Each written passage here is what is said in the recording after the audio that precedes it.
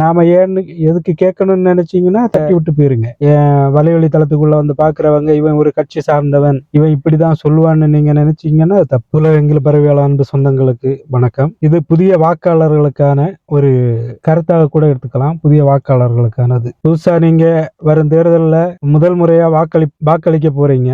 மகிழ்ச்சி. ஆனா அந்த வாக்க நம்ம வளர்ச்சிக்காக, நம்ம மாநிலத்தோட வளர்ச்சிக்காக எந்த ஒரு கட்சி நிக்குதோ அந்த கட்சிக்கு தான் போடுறோமான்னு நம்ம சிந்திச்சு வாக்கு செலுத்தணும். இப்போ என்ன பின்தொடர்றவங்க வலைவழி தளத்துக்குள்ள வந்து பாக்குறவங்க இவன் ஒரு கட்சி சார்ந்தவன், இவன் இப்படிதான் சொல்லுவான்னு நீங்க நினைச்சீங்கன்னா அது தப்பு. இப்ப நான் இந்த கட்சிக்கு தான் வாக்கு போடுங்க, இந்த கட்சிக்கு தான் வாக்கு போடாதீங்க அப்படின்னு நான் சொல்ல வரல. நீங்க வாக்கு போடுறதுக்கு முன்னாடி, இந்த வாக்கு சாவடிக்கு போறதுக்கு முன்னாடி இன்னும் ஒரு சில மாதங்கள் இருக்குது. அப்போ அதுக்குள்ளாடி நீங்க இப்போ அதிகமா இணையம் பயன்படுத்துற பிள்ளைகள் தான் நீங்க. இப்ப நீங்க அந்த இணையத்துல தேடி பாருங்க. இல்லைன்னா உங்க பகுதியில நிக்கிற வேட்பாளர்களின் செயல்பாடுகளை நீங்க பாருங்க.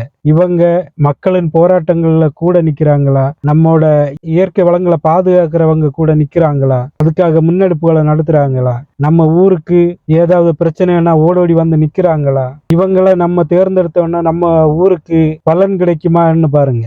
அல்லாம இப்ப நமக்கு பிடிச்சவங்க வாராங்க, அவங்களுக்கு தான் நம்ம வாக்கு செலுத்தணும் அப்படின்னு கண்டிப்பா நீங்க முடிவெடுக்காதீங்க. நீங்க அந்த முடிவெடுக்கிறதுன்னா அது பெரும் தவறாக தான் முடியும். சிந்திச்சு நீங்க அவங்கள ஒரு 5 கட்சி முக்கியமான 5 கட்சி நிக்குதுன்னா அந்த முக்கியமான 5 கட்சியிலையும் அவங்க நிறுத்துற வேட்பாளர்களை நீங்க சுய பரிசோதனை செய்யுங்க. அவங்க என்ன செய்திருக்காங்க, இல்ல அவங்களால என்ன செய்ய முடியும், அவங்க வந்தா என்ன செய்வாங்கன்னு கண்டிப்பாக அவங்கள நீங்க சுய பரிசோதனை செய்யணும். செஞ்சுட்டு வாக்கு செலுத்துங்க. இது வாக்கு முன்னாடியே போட்டுட்டு இருக்கிறவங்க ஆனாலும் சரி, நம்ம இத்தனை காலமா இவங்களுக்கு வாக்கு செலுத்தி இருக்கிறோம், இவங்க நமக்கு என்ன செஞ்சாங்க, நம்ம வாக்க வாங்கிட்டு இவங்க நமக்கு என்ன செஞ்சாங்கன்னு நீங்க கண்டிப்பா சிந்திச்சு அடுத்த தேர்தலில் வாக்கு செலுத்தணும். இத சிந்திப்பீங்கன்னு நினைக்கிறேன். இல்ல இவன் எதுக்குடா சொல்றான், இவன் பேச்ச நாம ஏன்னு எதுக்கு கேட்கணும்னு நினைச்சீங்கன்னா தட்டி விட்டு போயிருங்க. எந்த பிரச்சனையும் இல்லை. ஏன்னா இது இணையத்துல தானே, அப்படி நீங்க ஸ்க்ரோல் பண்ணி போனீங்கன்னா அது போயிடும். அது பிரச்சனை இல்லை.